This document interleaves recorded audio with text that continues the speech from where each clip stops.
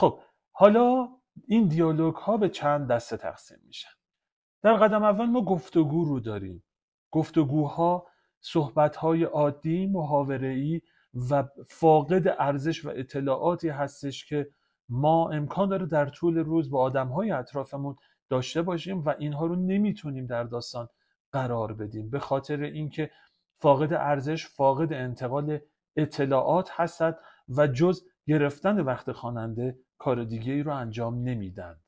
گفتگو رو فقط میتونیم با یک شرطی استفاده کنیم، اون هم در جهت پرداخت شخصیت و شخصیت پردازی باشه. شخصیت داستان ما یک آدم پرحرف هستش که ما میتونیم این گفتگوها رو و این مکالمه های عادی و فاقد اطلاعات رو برای اون قرار بدیم. در واقع آدم های پرحرفی که در اطراف ما وجود دارند برای ما گفتگو انجام میدن تا دیالوگ.